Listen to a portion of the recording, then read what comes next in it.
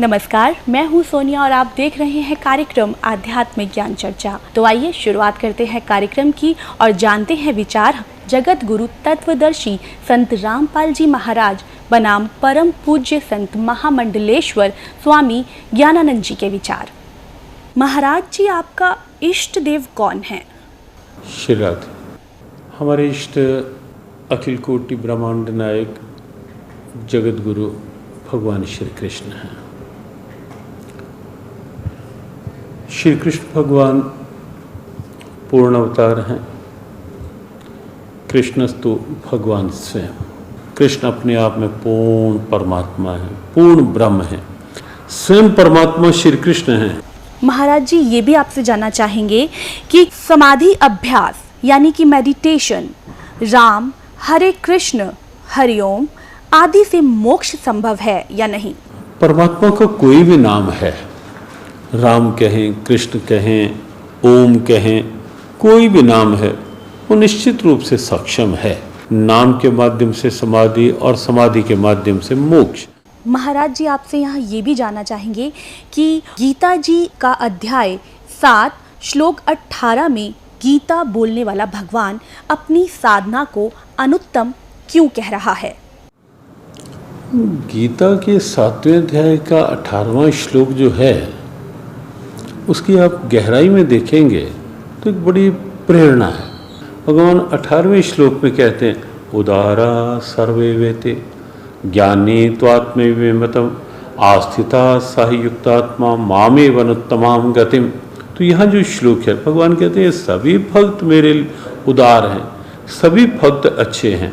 ज्ञानी भले ही एक रूप होने के कारण मेरी आत्मा है, मेरे से एक रूप है, लेकिन आगे जो कहा आस्थिता साही युक्तात्मा मामेव अनुत्तमाम गतिम, यहाँ जो अनुत्तमाम गतिम है, क्योंकि ज्ञानी परमात्मा से एक रूप हो जाता है, जो तू है सो मैं हूँ। भगवान कहते हैं वो उस गति को पा लेता है, उस स्थिति को पा लेता है जिसके समान और जिससे श्रेष्ठ और कोई दूसरी गति नहीं होती। यहाँ जो अनुत्तमाम गतिम शब्द है, अनुत्तम की साधना की बात है, वो उस अवस्था की बात है जो जीव का परमोच्च लक्ष्य है, सर्वोच्च लक्ष्य है, जीव का परम प्राप्तव्य है, जिस प्राप्ति के पश्चात और कुछ पाना शेष नहीं रहता। ये गीता की एक दिव्यता है जो इस श्लोक के माध्यम से भगवान ने प्राप्त करने की प्रेरणा दी और कहा कि उसके समान कोई गति नहीं। एक प्रश्न आपसे जरूर करना चाहेंगे महाराज जी। गीता जी के 18वें अध्याय के 62वें श्लोक में गीता बोलने वाला भगवान अर्जुन को पूर्ण मोक्ष प्राप्ति के लिए अपने से किस अन्य भगवान की शरण में जाने को कह रहा है? वह परमेश्वर कौन है?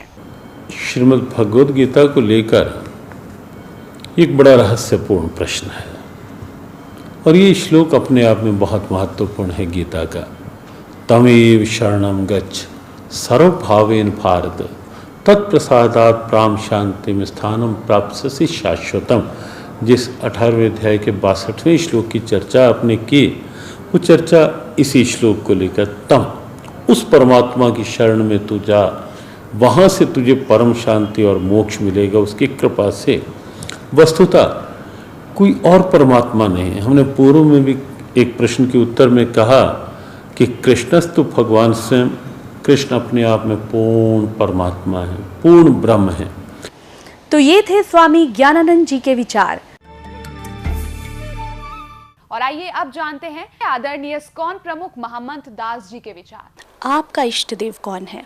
हमारे इष्ट देव तो भगवान श्री कृष्ण हैं।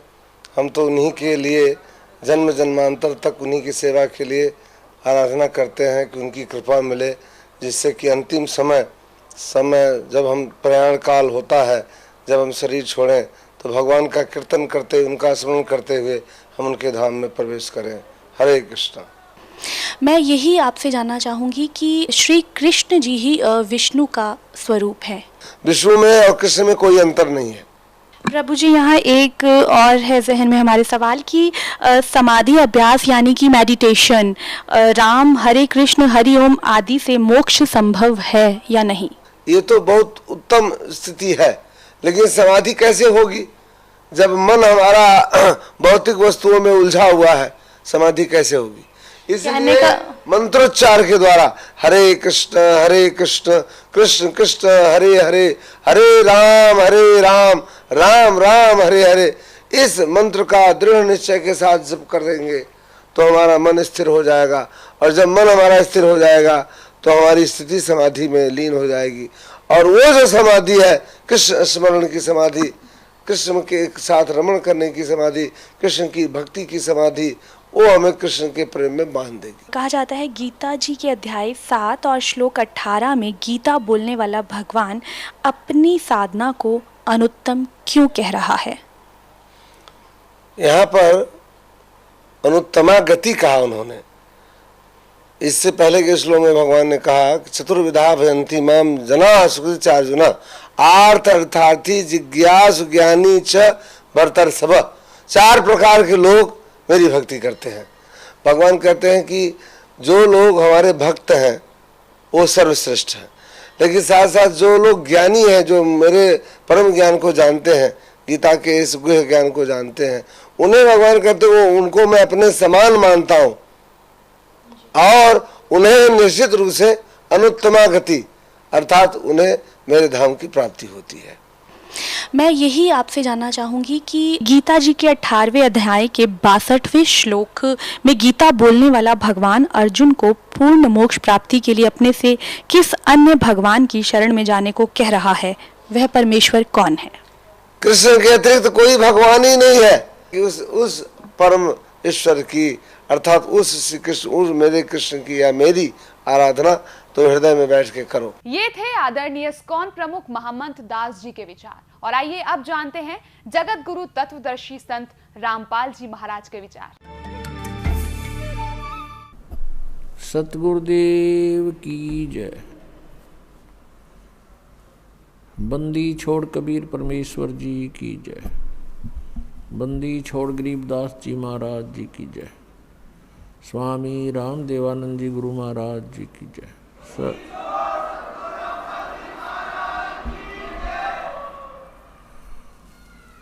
गरीब नमो नमो सतपुरुष को नमस्कार गुरु की नहीं।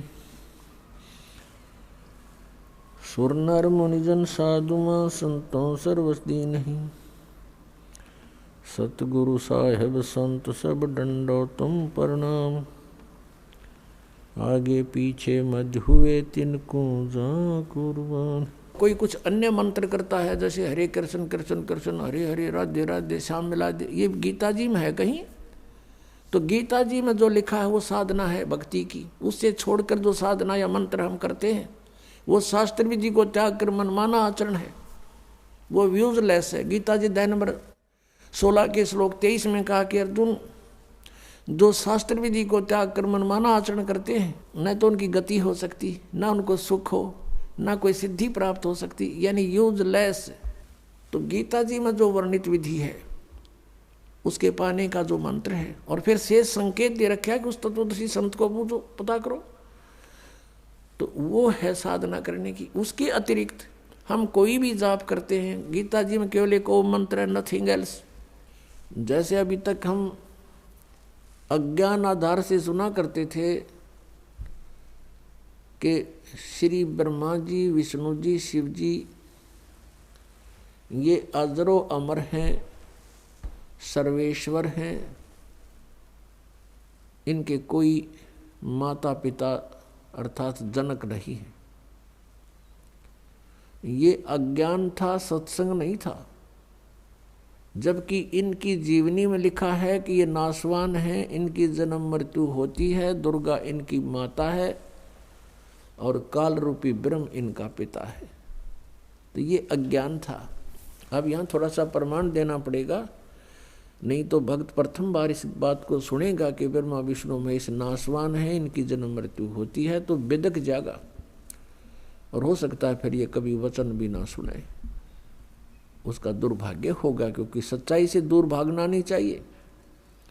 सच्चाई को धैर्यपूर्वक सुनना चाहिए, फिर विचार करना चाहिए कि सचमुच ये कितना सत्य है। और सत्य है तो फिर सत्य के लिए हम भटक रहे हैं, सत्य मिला और हमें अपना कल्याण हुआ। अभी तक हम असत्य में भटक रहे थे, असत्य साधना कर रहे थे, असत्य ज्ञान सुन रहे थे, असत्य परमात्माओं पर आश्रित थे। अब हमें सत्य मिलेगा तो ग्रहण करेंगे, हमारा सबका मोक्ष हो जाएगा। अब देखिएगा, थोड़ा प्रमाण दिखाते हैं श्री देवी पुराण में। देखिएगा, श्रीमद् देवी भागवत गीता प्रेस गोरखपुर से प्रकाशित है। और इसके कौन है संपादक? हनुमान प्रसाद पोदार चिमनलाल गोस्वामी। और ये गीता प्रेस गोरखपुर से प्रकाशित है, मुद्रित भी वहीं से है। गीता प्रेस प्रकाशक एवं मुद्रक हैं गीता प्रेस गोरखपुर, गोविंद भवन कार्यालय, कोलकाता का संस्थान। इसके 123 पृष्ठ को ही पढ़ेंगे, इसमें बहुत से संशय दूर हो जाएंगे।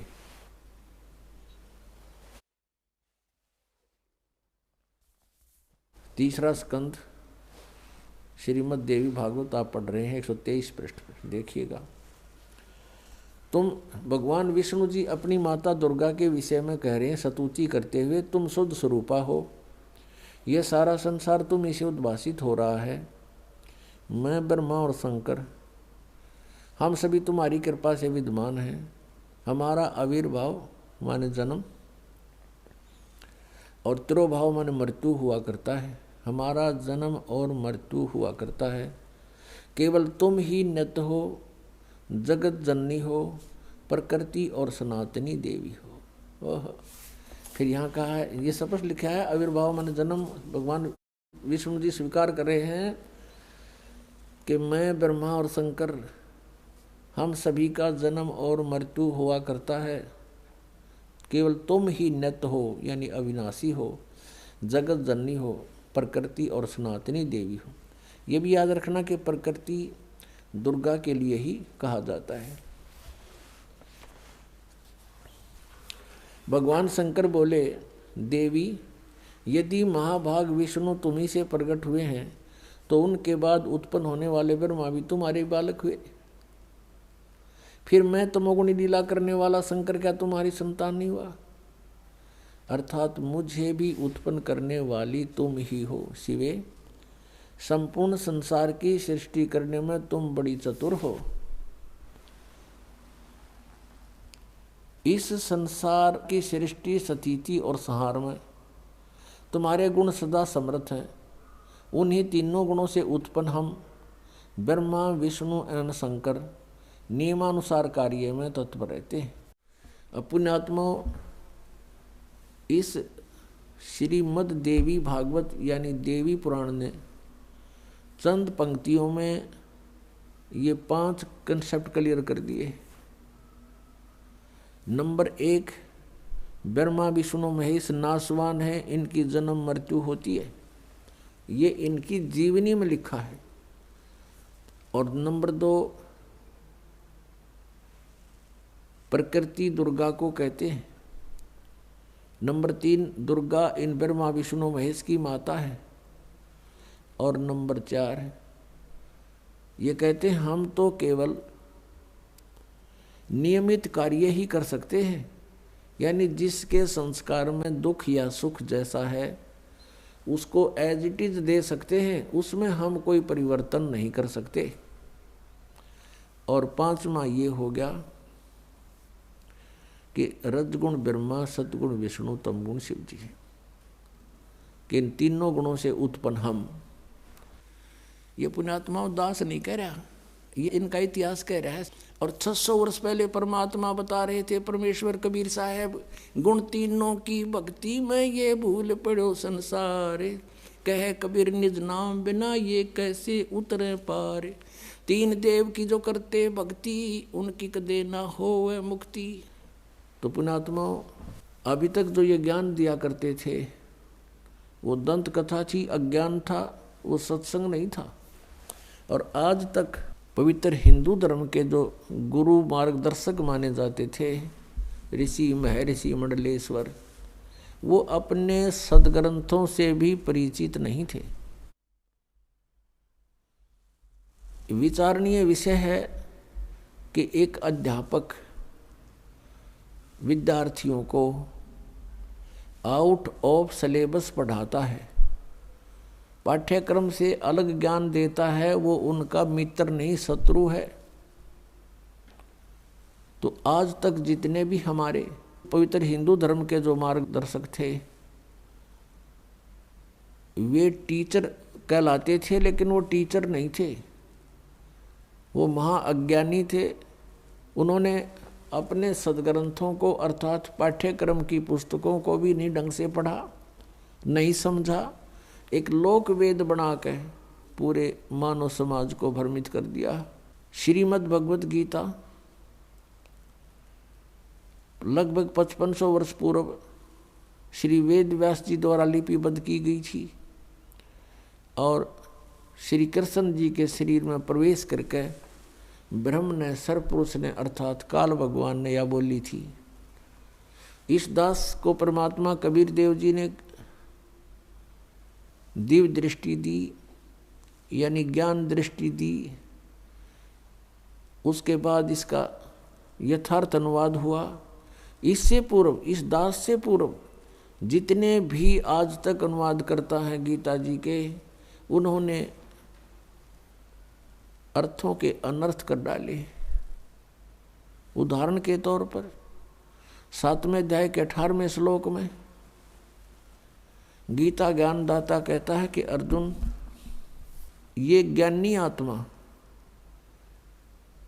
जैसे गीता जी अध्याय नंबर 7 के श्लोक नंबर 12 से लेकर 15 तक तो तीनों गुणों रजगुण ब्रह्मा, सतगुण विष्णु, तमगुण शिव जी की स्थिति बताई है।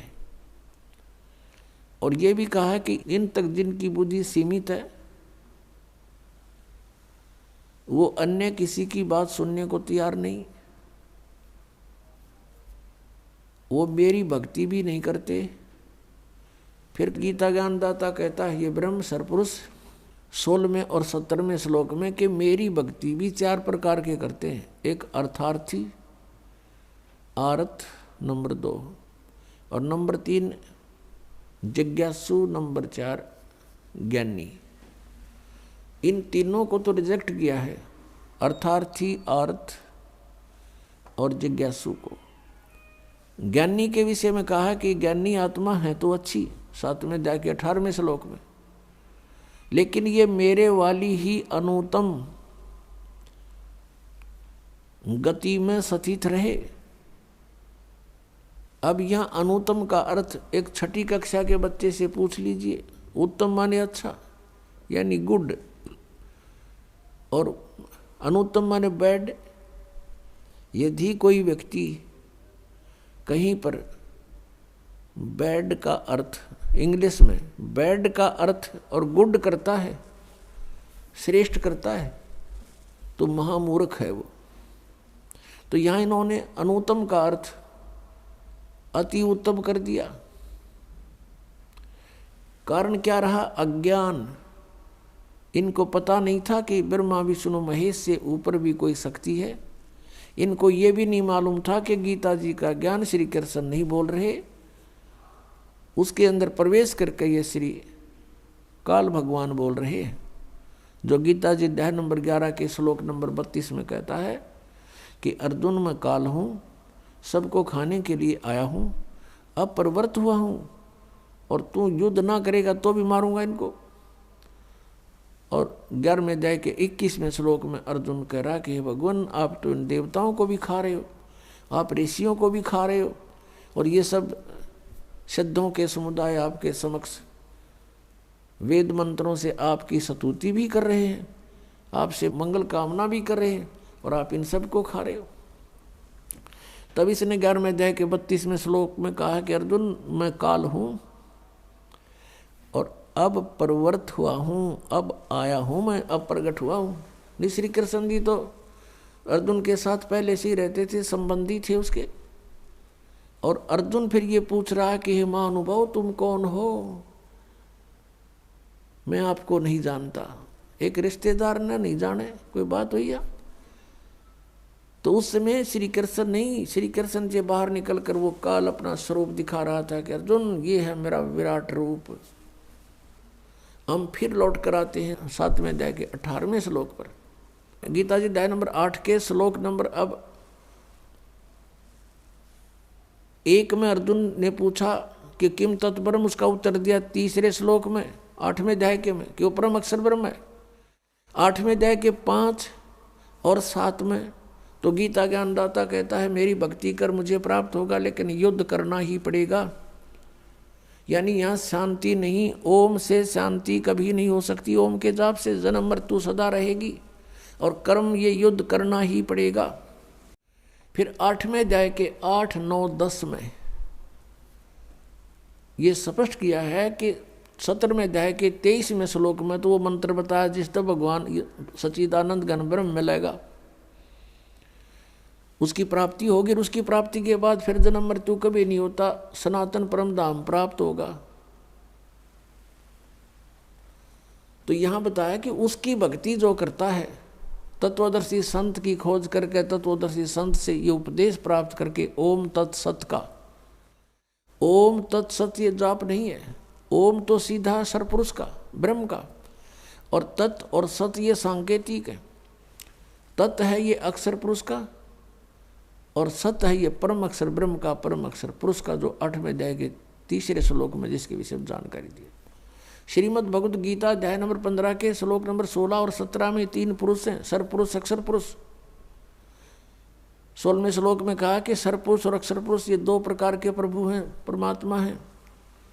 वास्तव में परमात्मा नहीं है, लेकिन इनको भी परमात्मा कहते हैं। ये इनके अंतर्गत जितने प्राणी हैं और इनके सभी के स्थूल शरीर यानी नाशवान है, ये भी नाशवान है, दोनों प्रभु यानी पुरुष, और इनके अंतर्गत जितने प्राणी वो भी नाशवान है। जीवात्मा तो किसी की भी नहीं मरती, वो तो गधे कुत्ते की भी ना मरती। अब 15वें अध्याय के 17वें श्लोक में फिर कंसेप्ट क्लियर कर दिया कि उत्तम पुरुष है तू अन्य है। उत्तम पुरुष वो श्रेष्ठ परमात्मा, वो परम अक्षर ब्रह्म की तरफ संकेत है, जो संसार रूपी वृक्ष की मूल है, और उस मूल से सबको आहार प्राप्त होता है। पूरे संसार रूपी वृक्ष का उसी से पोषण होता है, वृद्धि को प्राप्त होता है। तो 15वें अध्याय के 17वें श्लोक में गीता ज्ञानदाता कह रहा है कि वो उत्तम पुरुष है तू अन्य है, और परमात्मा इति उदाहरते, जिसको परमात्मा कहा जाता है। और वो उत्तम पुरुष श्रेष्ठ परमात्मा तो कोई और है 16वें श्लोक में वर्णित। इन दोनों सरपुरुष और अक्षर पुरुष से कोई और है। वो कौन है? वो परम अक्षर पुरुष है। परम अक्षर ब्रह्म कहो, परम अक्षर पुरुष कहो, उसको पूर्ण ब्रह्म कहो, या उसको सत्य पुरुष कहो। सत्य माने अविनाशी, पुरुष माने प्रभु। और वही यह लोक चरम आविश्य विवर्ती, वही तीनों लोकों में प्रवेश करके सबका धारण पोषण करता है। अवय ईश्वर है, वो है वास्तव में अविनाशी परमेश्वर। अब 8वें अध्याय के 8, 9, 10 श्लोक में स्पष्ट किया है कि अर्जुन जो उस परम अक्षर ब्रह्म की साधना करता है, जो 8वें अध्याय के 3रे श्लोक में गीता ज्ञानदाता जिसके विषय में बता रहा है, उसकी जो भक्ति करता है उस मंत्र से, जो तत्वदर्शी संत से प्राप्त करके, वो फिर उसी को प्राप्त होता है। उसको प्राप्त होता है तो वो अविनाशी परमात्मा है, वो तो सतलोक में रहता है, सनातन परम धाम में रहता है। तो इस प्रकार जीव का मोक्ष होता है। अब हमारी पवित्र श्रीमद् भगवद गीता ये ज्ञान दे रहा है, और गीता ज्ञानदाता अपनी साधना को अनुत्तम बता रहा है, और ये अज्ञान आधार से अनुवाद करता हमारे गुरु, पूर्व के गुरु जो थे अज्ञानी, इन्होंने अनुत्तम का अर्थ ही अति उत्तम कर डाला 7वें अध्याय के 18वें श्लोक में और 7वें अध्याय के 24वें श्लोक में। इन अनर्थ कर डाले। 18वें अध्याय के 66वें श्लोक में गीता ज्ञानदाता कहता है कि सर्वधर्मान परित्यज माम, मेरे सतर की जितनी भी धार्मिक क्रियाएं हैं, अनुष्ठान हैं, वो मुझ में त्याग दे, यानी मुझे सौंप दे। जैसे ओम तत् सत में 3 मंत्र है। ओम तत् ये सांकेतिक है, सत भी सांकेतिक है। ओम तो ब्रह्म का है। कहते मेरे सतर की जितनी पूजाएं तूने की हैं वो मुझे दे दे, और उसके पश्चात उस परमेश्वर की एकम शरणम व्रज, एकम जिसके बराबर दूसरा ना हो, अद्वितीय सर्वशक्तिमान यानी परम अक्षर ब्रह्म, उसकी शरण में व्रज माने जाना होता है। इन अज्ञानियों ने सब ने व्रज माने आना कर रखे, आ जा मेरी शरण में आ जा। फिर ये गीता ज्ञानदाता कहता है कि अहम तवा सर्व पापेभ्यो मोक्षामि मा शुच। फिर मैं तुझे सब पापों से मुक्त कर दूंगा, तू चिंता ना कर। हम क्या करते रहे, जैसे तत्व ज्ञान के अभाव से परम संत मिले नहीं, ओम नाम का जाप और गीता जी अध्याय नंबर 3 के श्लोक नंबर 10 से लेकर 15 में जो अनुष्ठानों की जानकारी दी है यज्ञों की, वो 500 यज्ञ करते रहे, ओम नाम का जाप करते रहे, और इसके प्रतिफल को हम ब्रह्मलोक प्राप्त करके वहाँ भोगते रहे। और ब्रह्मलोक में जाने के बाद फिर हम वापस जन्म मृत्यु में रहे, हमारे ऊपर ये दंड बना रहा, और पाप के आधार से हम नरक भी जाते रहे। अब जब हमें परम अक्षर ब्रह्म मिल जाते हैं, उस सतनाम के जाप से, 2 अक्षर के सतनाम के जाप से हमारे पाप नाश हो जाते हैं। और हम क्या करते रहे, पुण्य तो हम स्वर्ग में खाते, और पापों को भोगने के लिए इसने नरक बना रखा, उस नरक में हम भोगते, दुख पाते, दंड पाते, और फिर 84 लाख योनियों के कष्ट भी भोगने पड़ते। यहाँ का ऐसा विधान है। जो अपना पुण्य था वो बर्बाद कर देते थे, उस पुण्यों को हम इसको दे देंगे, फिर ये हमें गधे कुत्ते सुअर नहीं बनाएगा या बांध कर नहीं रखेगा।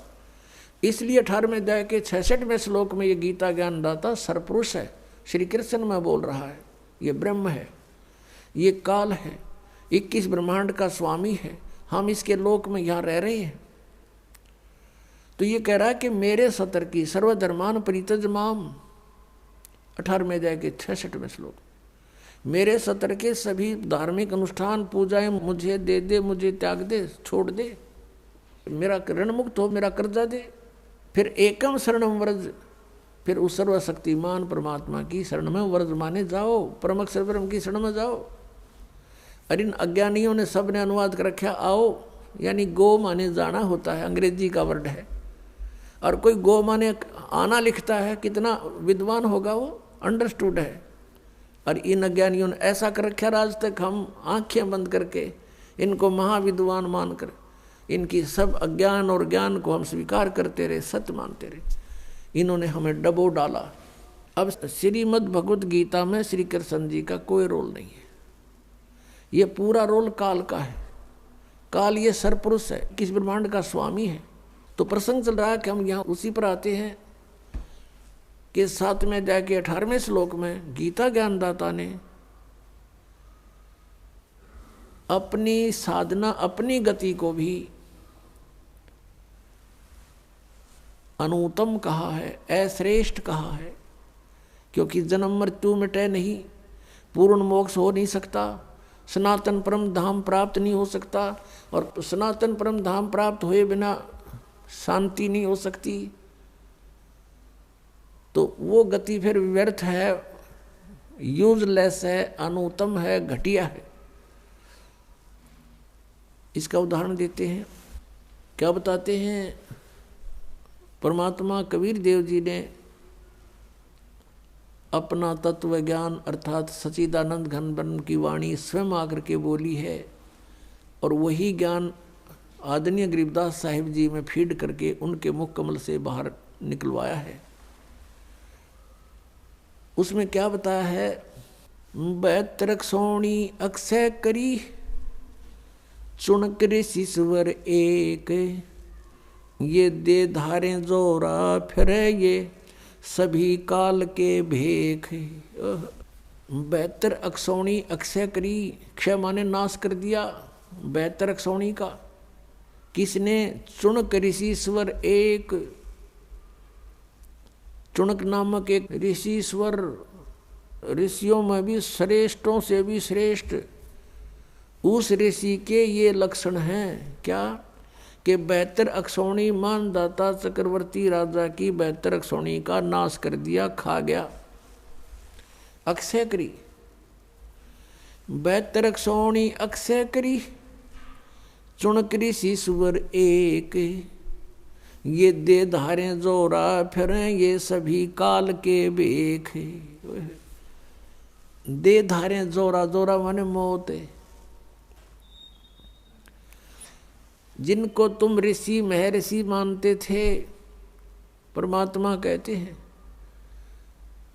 और जो ब्रह्म तक के पुजारी थे, सरपुरुष के पुजारी थे, ओम नाम का जाप करते थे, वेदों अनुसार वो कहते हैं हम साधना करते हैं, वो काल तक के पुजारी हैं, ब्रह्म तक के पुजारी हैं, काल के भेक हैं, यानी काल के उपासक हैं। भेक होता है उपासक समूह, उसमें से ये एक हैं। कहते हैं या दे धारे जोरा फिरे, तुम ऋषि समझो ये तो एटम बम फिरे हैं शरीरदारी, ये मौत फिरे चलती फिरती, जरा सा कोई कह दे उसमें फूक दें, ऐसी सिद्धियों से युक्त हैं ये, और तुम ऋषि, मैं ऋषि मानते उनको। तो यहाँ बताए हैं कि इस काल के पुजारी, इसलिए ये अनुत्तम है ये साधना कि बेहतर सोनी अक्षय करी चुणक ऋषि स्वर एक, और ये दे धारे जोरा फिरे, तुम ऋषि को हो, ये तब मौत आंड है या मौत भटक रही है, तुम्हें जरा सा छेड़ दिया, इसके प्रतिकूल कार्य थोड़ा सा भी कर दिया, वचन से ही तुम्हें भस्म कर दे। और ये सभी काल के भेक हैं। दुर्वासा को पेतहा समझ न आई नीच,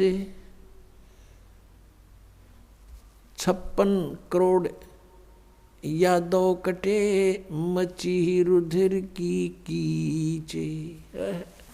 परमात्मा बता रहे हैं कि दुर्वासा को पे तहाँ और समझ न आई नीच। देखा हम तो दुर्वासा जैसे न महर्षि तोब माने थे, और परमात्मा इनको नीच कहता है, ये इसे नीच थे। कैसे थे कि 56 करोड़ यादव कटे और मची रुधिर की कीच। कीच माने गारा, कीचड़े। ओए होए, ये दे धारे जोरा फिरे सभी काल के भेक है। अब एक समय अभी दोनों उदाहरण सुनाते हैं आपको। अब ये जैसे चुणक ऋषि थे, अब ये ज्ञानी आत्मा थी। अब फिर आते हैं हम 7वें अध्याय के 16 और 17 और 18 पर। इसमें लिखा है कि 4 प्रकार के साधक मेरी साधना करते हैं। ब्रह्म कह रहा है, गीता ज्ञानदाता सरपुरुष श्री कृष्ण में प्रवेश करके बोल रहा है। कह रहा है कि मेरी साधना नहीं, ब्रह्म साधना भी 4 प्रकार की करते हैं। नंबर 1 आर्थ, अर्थार्थी और जिज्ञासु, ये भी तीनों व्यर्थ बताए हैं। और चौथा ज्ञानी, ये चौथी प्रकार का जो ज्ञानी है, इसके विषय में कहा कि ये मुझे पसंद है और इसको मैं पसंद हूँ, इसको मैं अच्छा लगता हूँ और ये मुझे अच्छा लगता है। कौन कहता है? गीता ज्ञानदाता।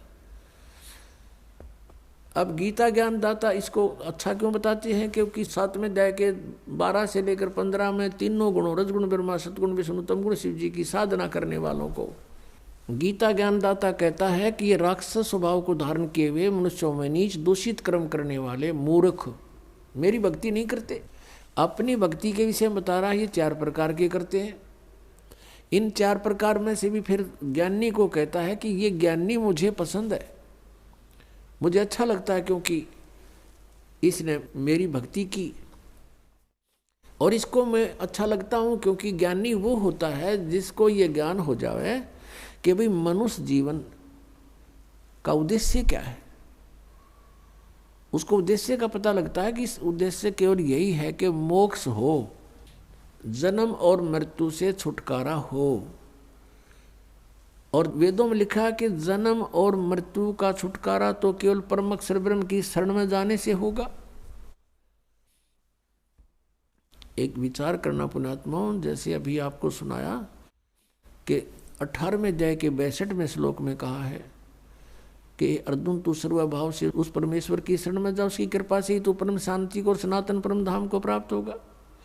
गीता जी अध्याय नंबर 15 के श्लोक नंबर 1 से 4 में कहा कि उल्टे लटके हुए संसार रूपी वृक्ष को जो जानता वो तत्वदर्शी संत है, उसके सभी भाग बता देता है। तो उसके पश्चात परमेश्वर के उस परम पद की खोज करनी चाहिए तत्वदर्शी संत की प्राप्ति के उपरांत, जहाँ जाने के बाद साधक फिर लौट कर कभी संसार में नहीं आते।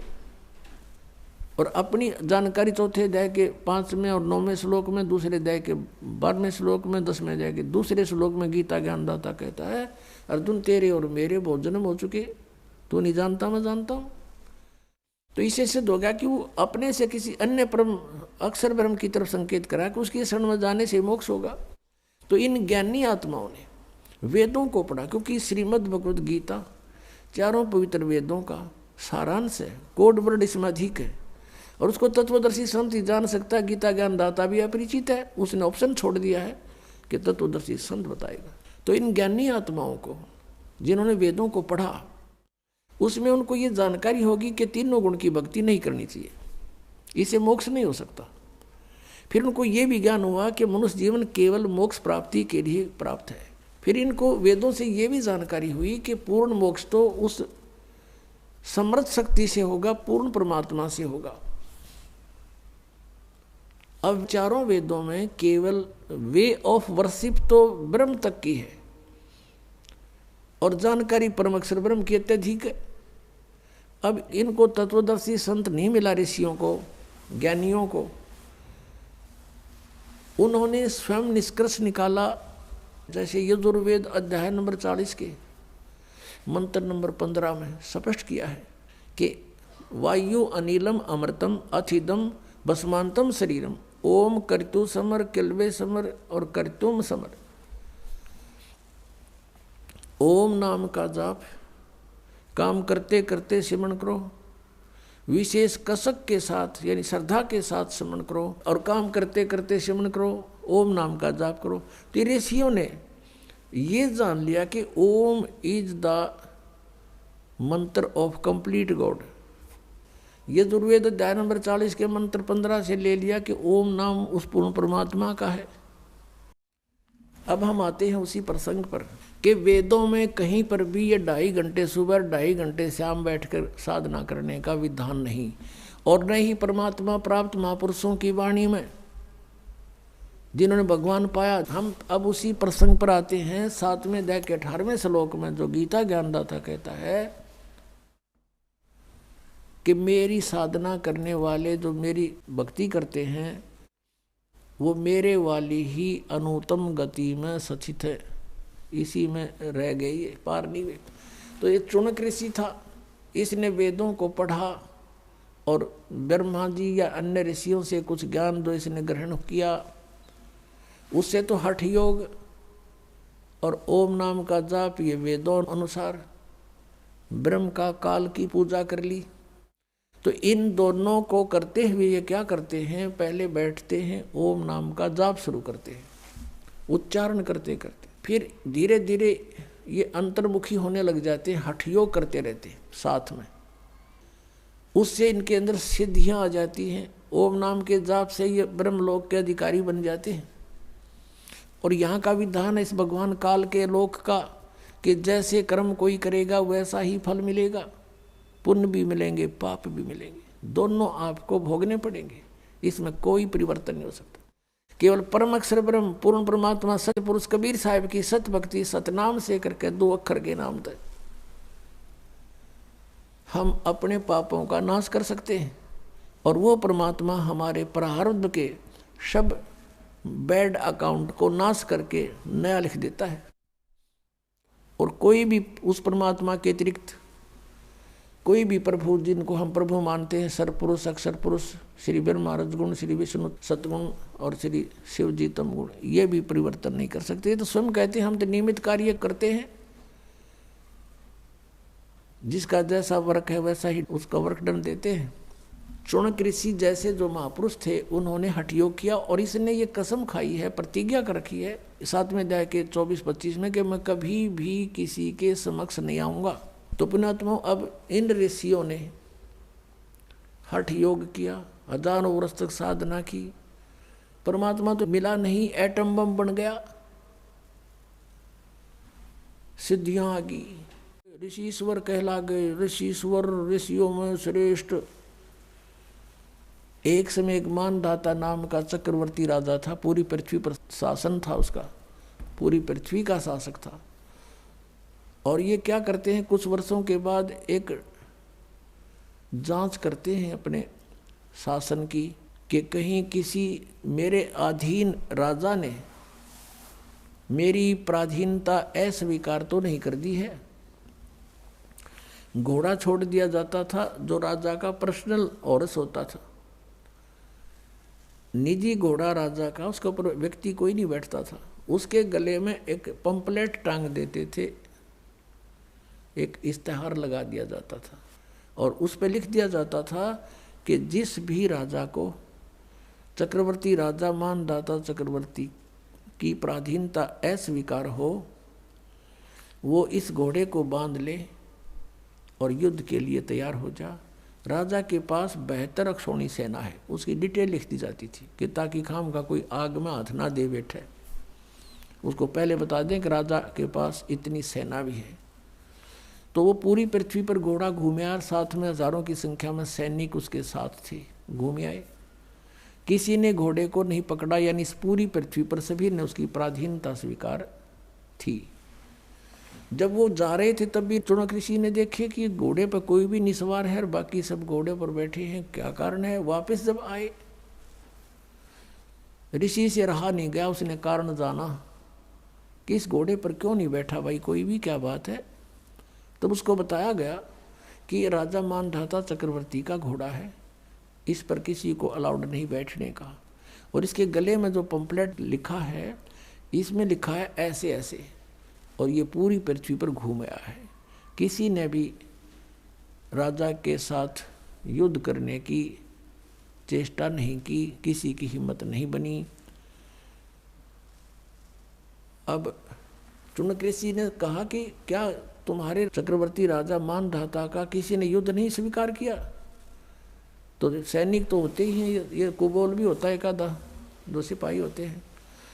उसने कहा कि है किसी में हिम्मत, उसकी जाड़ फोड़ दें हम, हमारे राजा के पास 72 अक्षौणी सेना है। तो इस बात से ऋषि ने सोचा कि राजा में तो अभिमान हो गया और इसका अभिमान सेट करना चाहिए। उसके लिए चुनक ऋषि ने कहा कि भाई यदि मैं इस घोड़े को बांध लूं तो क्या हो। तब वो सैनिक कहने लगे कि अभी बताया था आपको क्या होगा कि राजा का युद्ध करना पड़ेगा। तो उसने कहा चुनक ऋषि ने कि मैंने राजा का युद्ध स्वीकार कर लिया। अब वो सैनिक कहने लगे रे कंगले, तेरे दाने खाने को नहीं और युद्ध करेगा तुम मानदाता चक्रवर्ती राजा के साथ, अपनी माला जप ले चुपचाप, क्यों तेरी श्यामत आई है। तो चुनक ऋषि ने कहा कि भी कोई बात नहीं, मेरे भाग्य में ऐसा ही होगा, मैंने युद्ध स्वीकार कर लिया और बांध दो घोड़ा मेरे इस वर्क्स के साथ में। अब वो तो तैयार बैठे थे, उन्हें बांध दिया घोड़ा, जाकर बता दिया राजा को कि आपका युद्ध चुनक ऋषि ने स्वीकार कर लिया।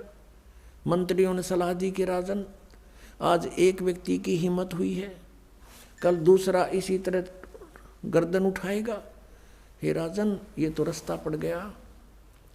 और कहते हैं अंग्रेजी में nip the evil in the bud, कि बुराई को इसको शुरुआत में ही खत्म कर देना चाहिए। इस आधार से औरों को भय पैदा करने के लिए मानदाता चक्रवर्ती राजा ने अपनी 72 करोड़ सेना का, 72 अक्षौणी सेना को समझने के लिए, स्वाभाविक समझ लो 72 करोड़ सेना को 18 करोड़ की 4 टुकड़ी कर ली।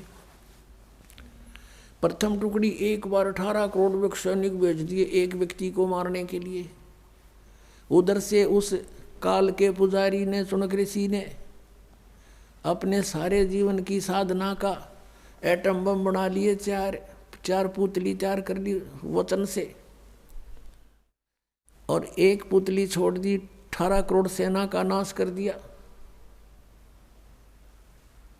राजा ने दूसरी टुकड़ी भेज दी, ऋषि ने दूसरा पुतली छोड़ दी, 18 करोड़ का उसने नाश कर दिया। ऐसे 72 करोड़ सेना का उस चुनक ऋषि ने विनाश कर डाला। अपनी आत्माओं, वो ऋषि था, उसके सिर में दर्द था राजा के साथ पंगा लेना, साधुओं का काम अपना होता है, लेकिन इस काल ने ये करवाना होता है। रिमोट इसके हाथ में है, इनको एटम बम बना लेता है। और फिर इनके किए हुए कर्म इन्हीं के सिर पे रख देता है। अब चुनक ऋषि ने जो ओम नाम का जाप और हठ योग किया, उससे उसका तप बन गया और ओम नाम के जाप से ब्रह्मलोक के लिए अधिकारी बन गया। और जो उसके बाद उसका पुण्य वहाँ समाप्त हो लेगा, ब्रह्मलोक में जाने के बाद वापस आएगा, पृथ्वी पर राजा बनेगा, तब से राज्य प्राप्त होता है। और जो उसने अपनी वचन से 72 करोड़ सेना का नाश कर दिया, उसका दंड भी उसको भोगना पड़ेगा। चाहे कोई वचन से मारो, चाहे कोई विष देकर मारो, चाहे कोई गोली से मारो, लाठी से मारो, वो अपराधी है। परमात्मा उसको अवश्य दंड देता है। और यहाँ का विधान है कि जैसे कर्म जिसने किए हैं दोनों भोगने पड़ेंगे।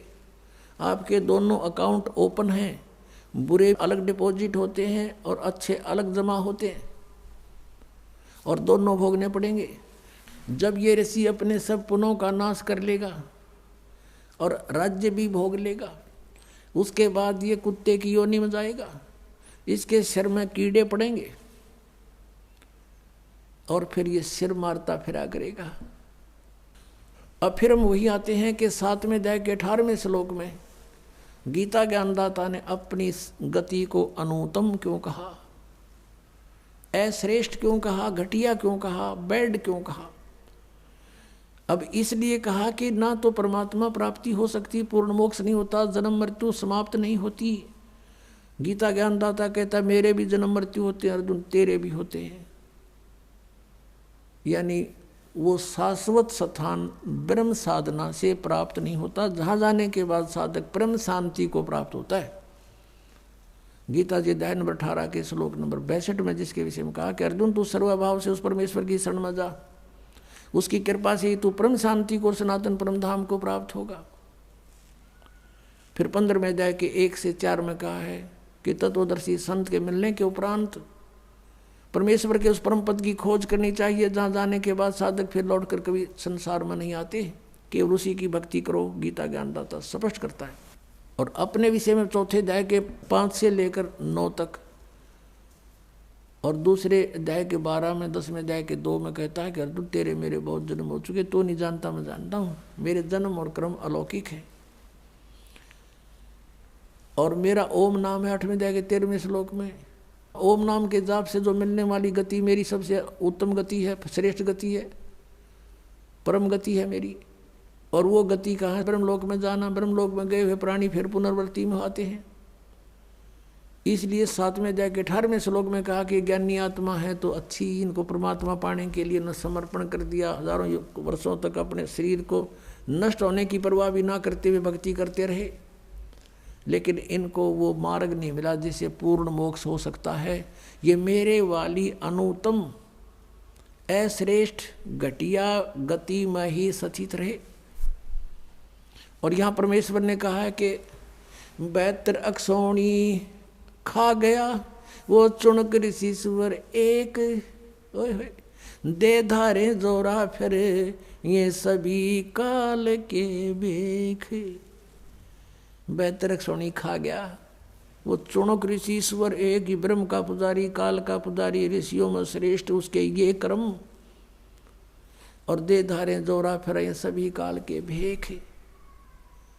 फिर कहा कि दुर्वासा कोपे तहाँ समझने आई नीच, और 56 करोड़ यादव कटे मची रुधिर की कीच। अब इस उदाहरण को देंगे तो बहुत लंबा समय व्यतीत हो जाएगा। सत्संग का समय पूरा हुआ, फिर सुनाएंगे इस विशेष प्रकरण को। तो पुण्यात्माओं, आपका सौभाग्य है कि आपको सत्संग मिल रहा है। आपका सौभाग्य है कि आपको इस समय जन्म है जब ये भगवान ने बैन उठा दिया कि सब पार हो जाओगे जो सतनाम ये 2 अक्षर का प्राप्त करके, और आपकी कई पीढ़ी तक का उद्धार होगा। अब ये सत्कर मान लेना। भजन करो उस रब का जो दाता है कुल सब का, भजन करो उस रब का जो दाता है कुल सब का। वो कौन है? वो कबीर देव है। बोलो सतगुरुदेव।